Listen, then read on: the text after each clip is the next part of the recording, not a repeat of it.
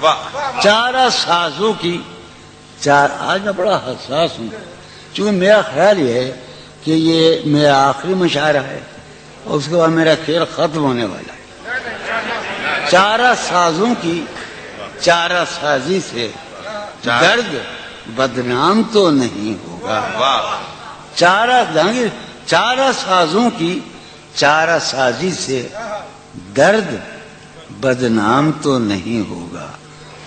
ہاں دوا دو مگر یہ بتلا دو مجھے آرام تو نہیں ہوگا۔ چارہ سازوں کی کیا کہنے ہیں؟ چارہ سازی سے درد بدنام تو نہیں ہوگا۔ ہاں دوا دو مگر یہ بتلا دو مجھے آرام تو نہیں۔ 10 ستمبر 1938 برطانوی ہندوستان کے شہر امروہہ کی پرانی، خاموش اور تنگ گلیوں میں ایک ایسا بچہ پیدا ہوا جو آگے چل کر اردو ادب کی دنیا کا سب سے منفرد، سب سے اداس اور سب سے زیادہ محسوس کیا جانے والا شاعر بنے گا۔ اس کا نام رکھا گیا سید سبطی اصغر نقوی، مگر دنیا اسے جون ایل کے نام سے جانے گی۔ جون ایک ایسے سید گھرانے میں پیدا ہوا جہاں علم، فلسفہ، ادب اور مذہبی مباحث روزمرہ زندگی کا حصہ تھے۔ اس کے والد علامہ شفیق حسن ایلیہ اپنے وقت کے بڑے عالم، فلسفی اور محقق تھے۔ گھر میں ہر وقت کتابیں، تحقیق، فلسفہ اور شاعری کی باتیں ہوا کرتی تھیں۔ جون نے بچپن ہی سے ایک ایسا ماحول دیکھا جہاں سوچنا، سوال کرنا اور دنیا کو سمجھنے کی کوشش کرنا ایک عبادت سمجھا جاتا تھا۔ مگر یہی ماحول اس کے اندر ایک عجیب سنجیدگی اور خاموش اداسی بھی پیدا کرتا گیا۔ جب دوسرے بچے گلیوں میں کھیلتے تھے، جون گھنٹوں کتابوں میں گم رہتا تھا۔ بہت کم عمری میں اس نے عربی اور فارسی سیکھنا شروع کر دی۔ اس کی یادداشت اتنی تیز تھی کہ لوگ حیران رہ جاتے تھے۔ کہا جاتا ہے کہ بچپن میں ہی وہ ایسے سوالات کرتا تھا جن کے جواب بڑے بڑے لوگوں کے پاس بھی نہیں ہوتے تھے۔ صرف 8 سال کی عمر میں اس نے اپنا پہلا شعر لکھا۔ اس وقت کسی کو اندازہ نہیں تھا کہ یہ بچہ ایک دن اردو شاعری کی سب سے بڑی بے چینی بن جائے گا۔ جون کے بڑے بھائی بھی ادب اور علم سے وابستہ تھے، اسی لیے گھر کا ماحول مزید علمی ہوتا چلا گیا۔ مگر جون بچپن سے ہی حد سے زیادہ حساس تھا۔ وہ ہر چیز کو عام لوگوں سے زیادہ گہرائی سے محسوس کرتا تھا۔ ایک چھوٹی سی بات بھی اس کے اندر طوفان پیدا کر دیتی تھی۔ آہستہ آہستہ اس نے انسانوں کو، رشتوں کو، محبت کو، نفرت کو اور تنہائی کو غور سے دیکھنا شروع کیا۔ یہی چیزیں بعد میں اس کی شاعری کا حصہ بن گئیں۔ پھر 1940 کی دہائی آئی اور ہندوستان کا سیاسی ماحول خراب ہونے لگا۔ انگریزوں کے خلاف تحریکیں تیز ہو رہی تھیں، ہندو مسلم فسادات بڑھ رہے تھے اور شہروں میں خوف پھیل رہا تھا۔ جون اس وقت جوانی کی دہلیز پر قدم رکھ رہا تھا۔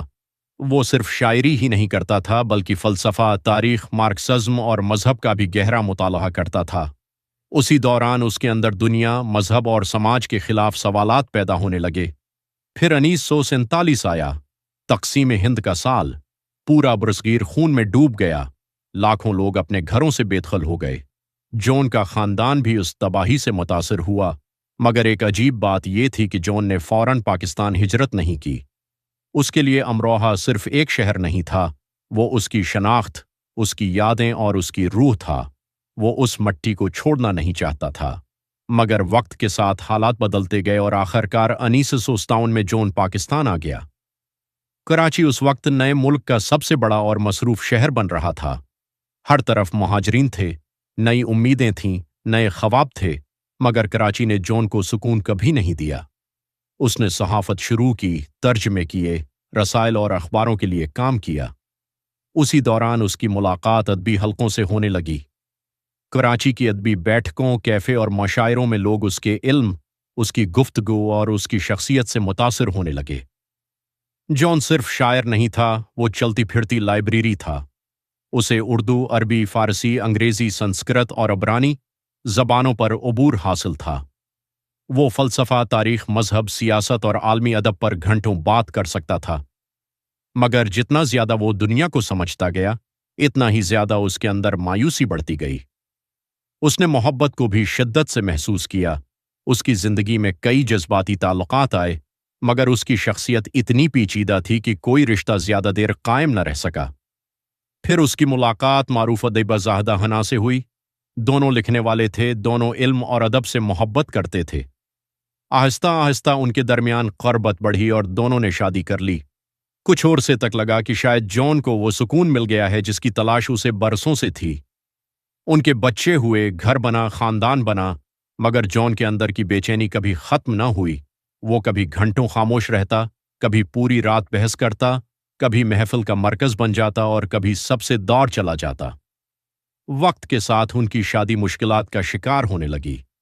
مالی مسائل، جذباتی فاصلے اور جان کی اندرونی اداسی نے اس رشتے کو کمزور کر دیا۔ آخرکار دونوں الگ ہو گئے۔ یہ جدائی جان ایلیا کی زندگی کا سب سے بڑا حادثہ ثابت ہوئی۔ اس کے بعد اس کی شاعری میں درد، تنہائی اور پچھتاوا پہلے سے کہیں زیادہ بڑھ گیا۔ وہ خود کو تباہ کرتا چلا گیا۔ سگریٹ، بے خوابی، ڈپریشن اور تنہائی اس کی زندگی کا حصہ بن گئے۔ حیرت کی بات یہ تھی کہ اتنا بڑا شاعر ہونے کے باوجود اس نے بہت دیر تک اپنی کوئی کتاب شائع نہیں کی۔ اس کا خیال تھا کہ اس کا کام ابھی مکمل نہیں۔ مگر دوستوں کے اصرار پر آخرکار 1990 میں اس کی پہلی کتاب شاید شائع ہوئی اور اس کتاب نے اردو ادب کی دنیا ہلا کر رکھ دی۔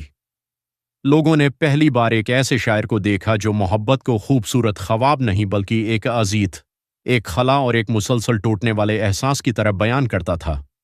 جان کی شاعری میں فلسفہ بھی تھا، بغاوت بھی، محبت بھی اور خود سے نفرت بھی۔ مشاعروں میں لوگ اس کی ایک ایک لائن پر دیوانہ ہو جاتے تھے۔ وہ اسٹیج پر آتا، سگریٹ جلاتا، ہلکا سا مسکراتا اور پھر ایسے اشعار سناتا جو لوگوں کے دلوں میں اتر جاتے۔ مگر جتنی زیادہ اسے شہرت ملتی گئی، اتنا ہی زیادہ وہ اندر سے تنہا ہوتا گیا۔ وہ انٹرویوز میں ہنستا، مذاق کرتا، مگر اس کی آنکھوں میں ہمیشہ ایک عجیب تھکن ہوتی تھی، جیسے وہ زندگی سے بہت پہلے ہار چکا ہو۔ جان مذہب پر سوال اٹھاتا تھا، سماج سے ناراض رہتا تھا، سیاست سے مایوس تھا اور انسانوں سے بدظن ہو چکا تھا۔ یہی وجہ تھی کہ نئی نسل نے اسے اپنے دل کے سب سے قریب محسوس کیا۔ اس کی دوسری کتاب یعنی پھر گمان اور لیکن شائع ہوئیں اور ہر کتاب کے ساتھ جان ایلیا ایک لیجنڈ بنتا چلا گیا۔ مگر اس کی صحت مسلسل خراب ہو رہی تھی۔ وہ چین اسموکر تھا، کھانے پینے میں بے ترتیب تھا اور شدید ذہنی دباؤ کا شکار تھا۔ پھر 2002 آیا۔ جان جسمانی طور پر بہت کمزور ہو چکا تھا، مگر اس کے الفاظ اب بھی لوگوں کو ہلا رہے تھے۔ 8 نومبر 2002 کو کراچی میں اس کا دل ہمیشہ کے لیے رک گیا۔ مگر عجیب بات یہ تھی کہ جان ایلیا اپنی موت کے بعد اور زیادہ زندہ ہو گیا۔ سوشل میڈیا کے دور میں اس کی شاعری نئی نسل تک پہنچی۔ اس کے اشعار لوگوں کے جذبات کی زبان بن گئے۔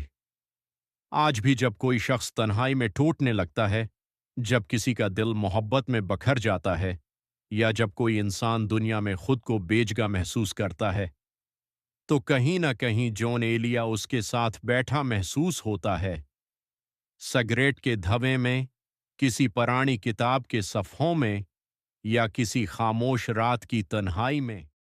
خاموشی کہہ رہی ہے کان میں کیا، آ رہا ہے میرے گمان میں کیا، مجھ کو تو کوئی ٹوکتا بھی نہیں، یہی ہوتا ہے خاندان میں کیا، شام ہی سے دکان دید ہے بند، نہیں نقصان تک دکان میں کیا، وہ ملے تو یہ پوچھنا ہے مجھے، اب بھی ہوں میں تیری امان میں کیا، بولتے کیوں نہیں میرے حق میں، بولتے کیوں نہیں میرے حق میں، آبلے پڑ گئے زبان میں کیا، یوں جو تکتا ہے آسمان کو تو، کوئی رہتا ہے آسمان میں کیا، ہے نسیم بہار گرد آلود، خاک اڑتی ہے اس مکان میں کیا، یہ مجھے چین کیوں نہیں پڑتا، یہ مجھے چین کیوں نہیں پڑتا، یہ مجھے چین کیوں نہیں پڑتا، ایک ہی شخص تھا جہان میں کیا کیا، کہنے سبحان